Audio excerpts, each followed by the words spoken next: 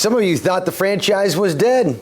Beetlejuice has crawled himself back to life after more than 25 years. I'm joined by movie reviewer, YouTuber, and really nice guy, Sean Chandler, to talk all about Beetlejuice. Sean, good morning to you, my friend. Good morning. Glad to be here to talk movies again. Yeah. All right. Before we hear your take on Beetlejuice, were you a fan of the original movie? What was your thoughts on the 1988 movie? So actually, my primary exposure to Beetlejuice growing up was the early 90s animated show that they had. I watched that all the time. And of course, I've seen the movie many times over the decades. I was never like a massive fan that was obsessed with it, but always had fun with it. I forgot about the cartoon.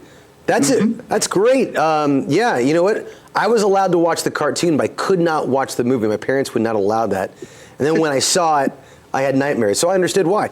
Does the sequel give us a reason to have another film, or is this just a quick nostalgic money grab?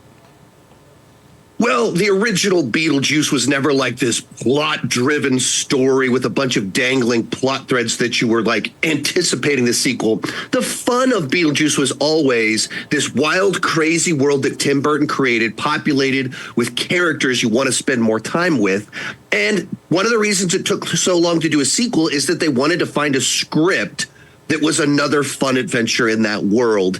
And that's what this is. We're back with several of the characters from the original film on another wacky, zany adventure through the afterlife.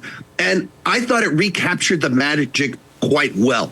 In particular, like Michael Keaton was in his mid-30s when he did the first one. He's in his 70s now, and he doesn't skip a beat. He's just as energetic, just as crazy. And so I thought there was a lot of fun to be had here. Speaking of Michael Keaton, fun fact I found, Beetlejuice original movie, he's in only like 17 and a half minutes of the film. What's his character like in this movie? Same time frame? Roughly, it's about the same amount of screen time, maybe a little bit more because he's a bit more prominent during the setup of the film. They keep cutting back to him to do these little bits.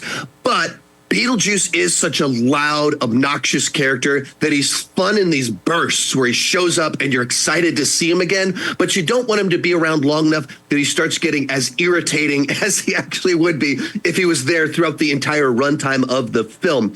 But yeah, it's a movie that has kind of a little bit more plot momentum to it as we're following the characters, but it also probably has too many plot lines.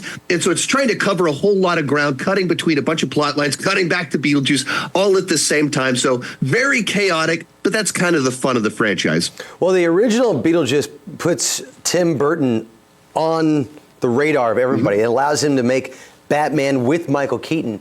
Does this bring Tim Burton back to form again?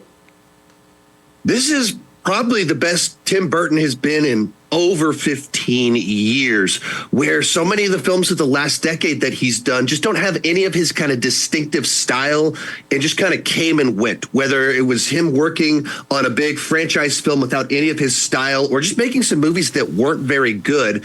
This is him returning to the movie that introduced us to that Tim Burton visual style, humor, aesthetic that has kind of made him a goth icon for 35 years now.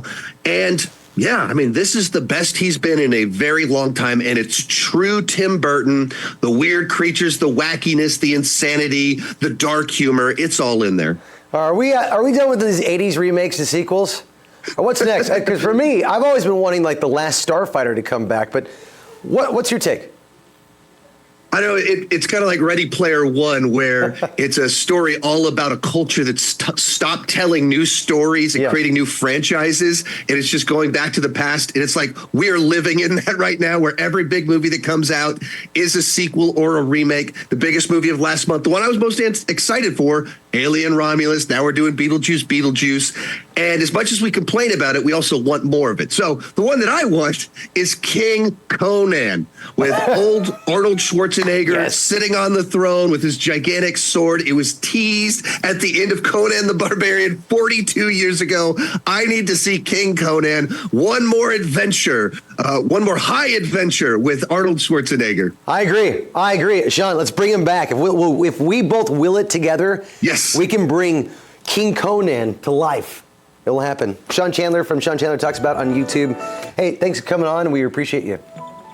Thanks for having me.